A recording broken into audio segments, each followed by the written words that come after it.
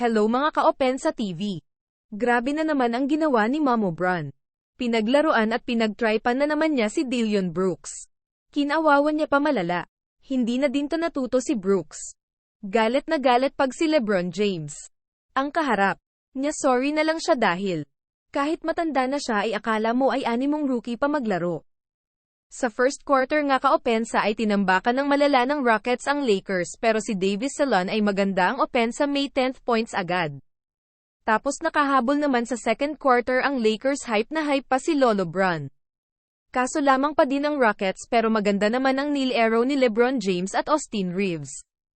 Minalas naman si D'Lo at Cam Reddish, lalo na din si Prince. Sa mga Rockets players naman ay naging maganda ang opensa at ang kanilang depensa, kaya naman lamang sila ng mga 6 points. Pag-start naman ng second half, dito na din nag-start mag-run ang Lakers. Si LeBron James inaasar na naman si Brooks, hahaha. Malala talaga ginagawa ni Bron kay Brooks, akala mo ay magkaaway na bata sa court, may kasama pang pang-aasar. Pumapalag naman si Brooks dahil nakailang tres din siya dito. Yan din mga reason kung bakit hindi makalamang-lamang ng malala ang Lakers. Dahil na din sa pagpalag nila sa opensa at depensa.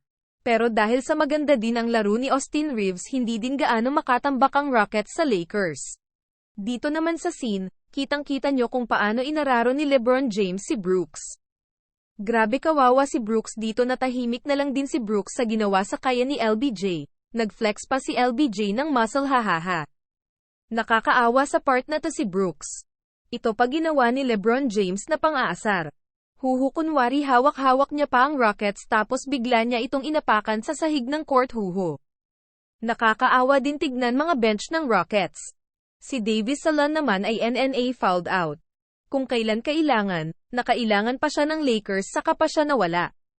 Pero overall maganda ang pinakita ni Davis Salon. Nagtala lang naman siga ng 27 points. 10 rebounds, may kasama pang assist. At 3 steal pa. Si LeBron James naman ay nakascore ng isang shoot, score the free throw niya. After naman niya na ipasa naman kay Brooks ay muntik pa niya ito maswat sa 3 points area. Grabe, kinabahan din si LBJ, malala, hahaha. Nagtala pal guys si LeBron James ng 37 points, 6 rebounds at 8 assist pa.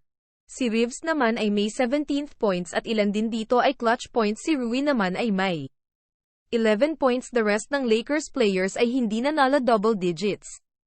Pinutakti pa si Prince dahil sa malas days niya. Si Cam naman ay may goods na plus at minus. Kung natalo na naman ang Lakers, kawawa na naman si Coach Ham, hahaha. Marami na naman masaya dyan sa nagmeron pa, balato naman, charot, hahaha.